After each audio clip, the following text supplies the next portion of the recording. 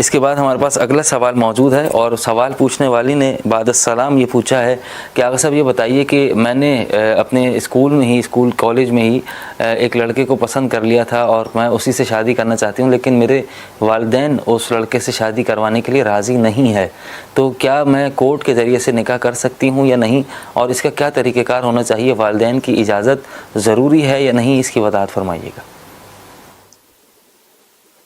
دیکھیں جی، لڑکی اگر کنواری ہے، طلاق یافتہ نہیں ہے اور بیوہ بھی نہیں ہے، تو جہاں لڑکی کی رضامندی ضروری ہے اور اس کے بغیر نکاح نہیں ہو سکتا،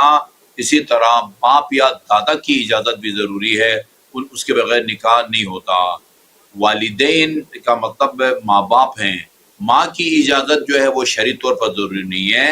اخلاقی طور پر ماں کو بھی اعتماد میں لینا چاہیے، بھائیوں کو، ماموں کو، چچاؤں کو بھی، اور ایسا ہوتا ہے ہمارے معاشرے کے اندر۔ فارمیلٹی کے طور پر جو ہے نا وہ ان سب کو اعتماد میں لیا جاتا ہے، لیکن شرعی طور پر جن کی اجازت یا رضامندی ضروری ہے وہ لڑکی ہے اور اس کا باپ دادا ہے، باپ یا دادا دونوں مرحوم ہو پھر لڑکی خود مختار ہے،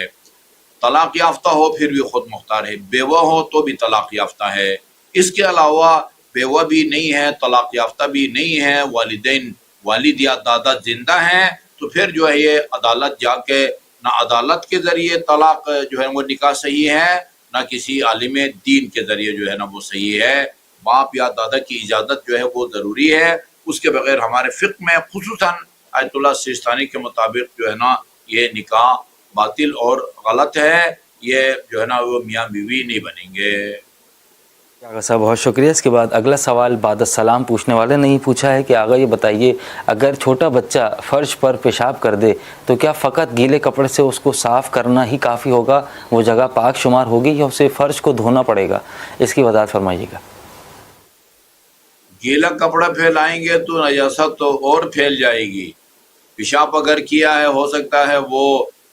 1 فٹ یا آدھا فٹ تک اس کا پیشاب پھیلا ہوا ہو، گیلا کپڑا اس کے اوپر آپ اگر آپ پھیریں گے تو نجاست اور پھیل جائے گی، جو ہے نا اسے پاک نہیں ہوتا، پانی ہی سے اس کو پاک کرنا پڑے گا۔ قلیل پانی سے، لوٹے کے پانی سے پاک کرنے کا طریقہ اور ہے، جاری پانی سے پاک کرنے کا طریقہ اور ہے، اس طریقے سے ہونا چاہیے۔ باقی گیلا کپڑا پھیر دینے سے نجاست اور پھیلے گی، وہ پیشاب والی جگہ پاک نہیں ہوگی۔